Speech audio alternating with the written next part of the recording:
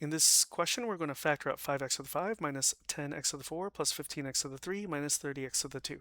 Now, whenever there's four terms, we should consider factoring by grouping. That is, thinking of what factors out of these two terms and out of these two terms. And that's generally what we do, but it turns out that there is something that will factor out of all of these.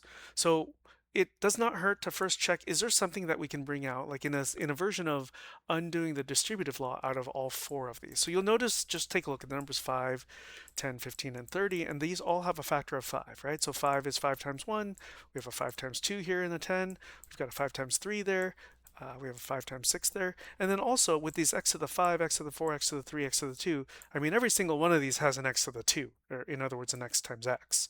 So it looks like we can factor out of all four of these terms, we can bring out a 5 times x squared.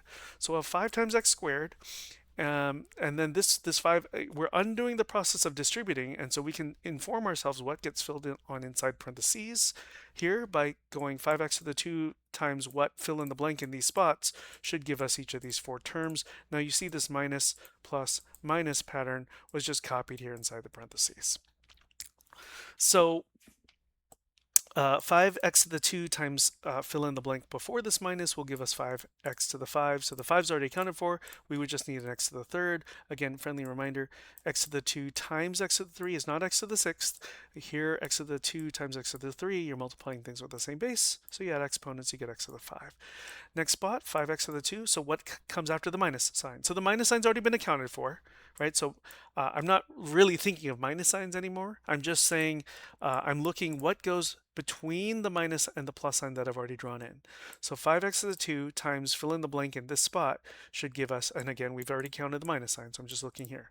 5x to the 2 times something here gives us 10x to the 4. So because of the 5, the numbers part, I need a 2 right here, and then x to the 2 times x to the 2 will be x to the 4.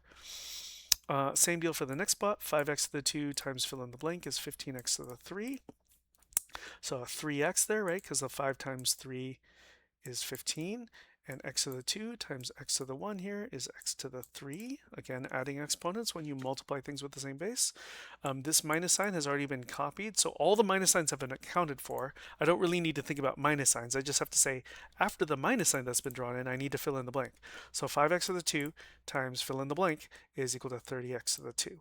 So I already heard myself say x to the 2. We just really need a number, right? 5 times missing number here will give us 30, and that's a 6 there. Okay, so that completes this step of factoring, but now we should look at what's in parentheses here, which is four terms, and do some factoring by grouping. So here's the structure of what we'll have. And so for the first two terms, I see what's in common is an x squared.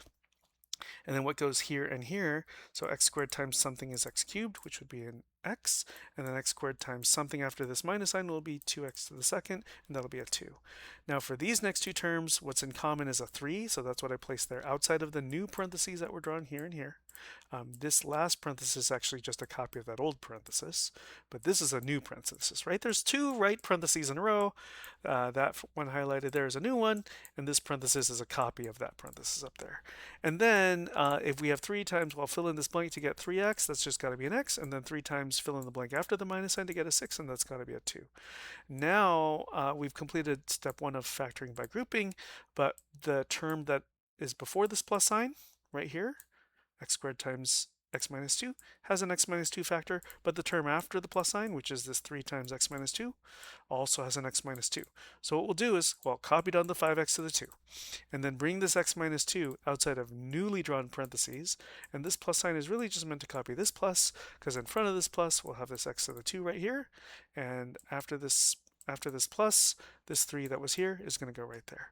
If you'd like, we are done with the complete factoring. We're kind of done with everything that there is to do work-wise, but just to talk through it, I would suggest if you're going to check this work and check that the factoring really worked, leave this 5x to the 2 alone for a second. Go ahead and take this part and expand, right? So you have x squared times x, and you have x squared times negative 2, and you have positive 3 times x, and you have positive 3 times negative 2, and that in parentheses ends up being this in parentheses, and then distribute this 5x to the 2 to each of the four terms, and you should get this up here.